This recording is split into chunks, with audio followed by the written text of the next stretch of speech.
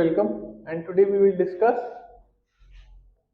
words used to describe locations in the IELTS written test. This is used mainly in maps. So let's discuss them one by one. At the top, at the bottom, let's say there is a mall by the name A. So, with respect to a shop B,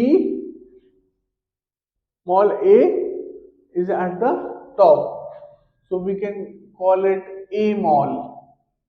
A mall, B shop. So, A mall is at the top and B is at the bottom with respect to A mall. On the left, on the right, C, barber shop. Barber shop C is on the left with compared to shop B, and with respect to barber shop C, shop B is on the right hand side. Okay.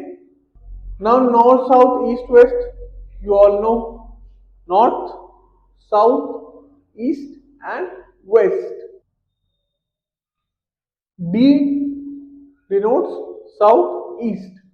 The D here is at southeast point. Similarly, E point here is at the southwest point. Okay. Now we look at opposite. C point is opposite to B point, and B point is opposite to C point. So this is how we say opposition.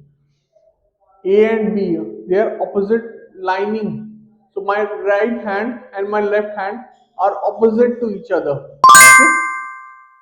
Just beyond, let's say we create a point called G.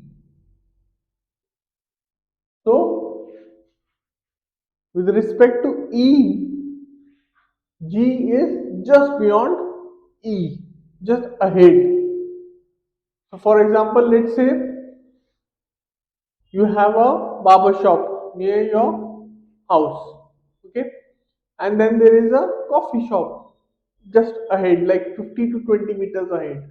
So we'll say just ahead, small distance. We use the word just when it is a comparatively small distance. Okay. Next to.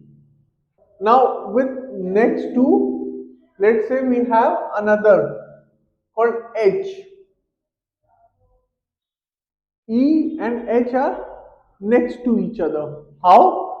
When the distance is very very small, like 3 meters, 2 meters, or just a meter ahead. Here we say they're next to each other. Okay? Or alongside. Adjoining means they share the same border. Adjoining. They join each other. Okay?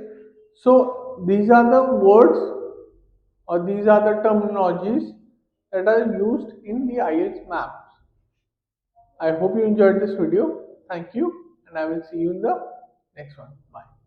So if you like this video, please make sure to hit the like and subscribe button